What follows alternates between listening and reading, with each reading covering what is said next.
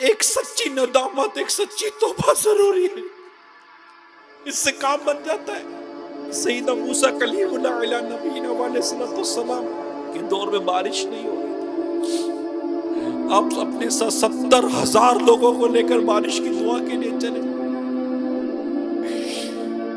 दुआ हो रही है, बारिश नहीं बरस रही, दुआ हो रही है, बारिश नहीं बरस रही। अर्ज की मौला, हम तेरी बारगाह में दुआ कर रहे हैं तो बारिश नहीं बरसा रहा।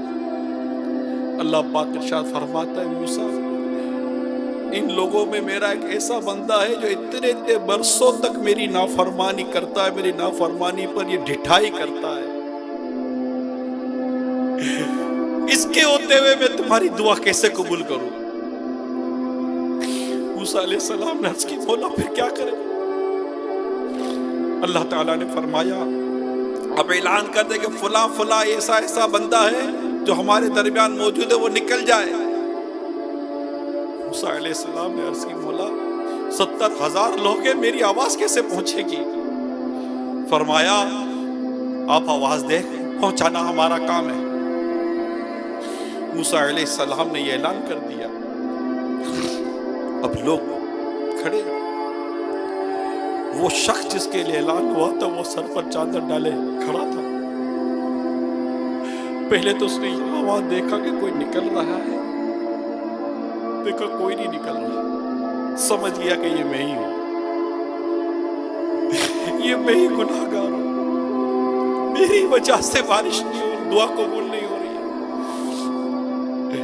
सर पे चादर थी, सर झुका हुआ था, अपने रब के हुजूर अर्ज करता है, मौला मैं जानता हूं ये मैं ही वो गुनाहगार हूं, तेरा बंदा, मगर मौला अगर मैं इन सबके बीच में से निकलूंगा तो तेरा ये बंदा रुस्वा हो जाएगा।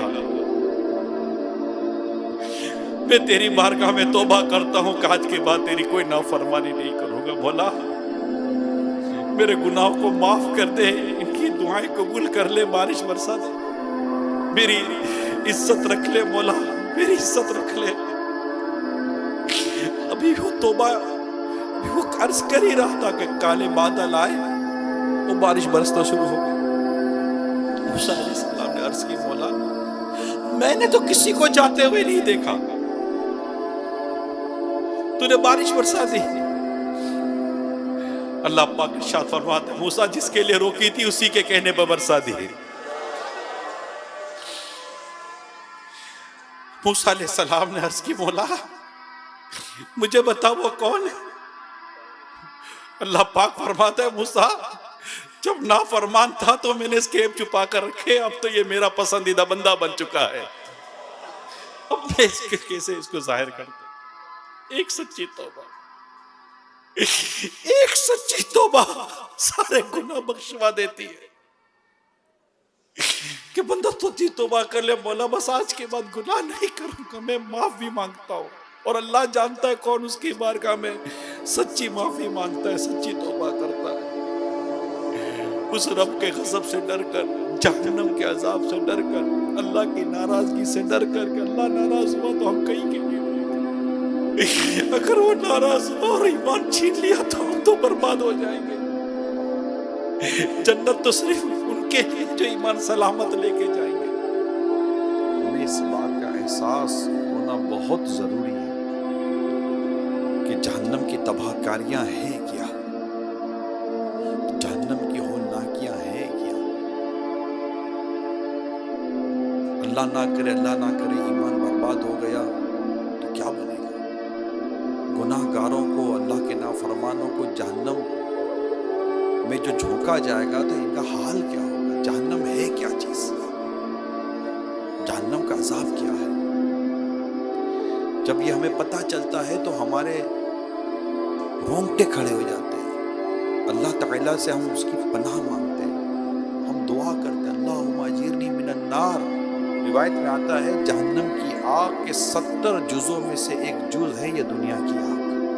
जहन्नम की 1000 बरस तक धुबकाई की गई, मतलब इसको धिकाया गया, यहां तक कि वो सुर्ख हो गई। फिर 1000 बरस और यहां तक कि सफेद हो गई, फिर 1000 बरस और यहां तक कि सियाह हो गई। अब वो निरी स्याह है, काली है जहन्नम की आग। हजरत सैयदना जिब्राइल अलैहिस्सलाम ने प्यारे आका सल्लल्लाहु अलैहि वसल्लम की बारगाह में कसम के साथ अर्ज की, अगर जहन्नम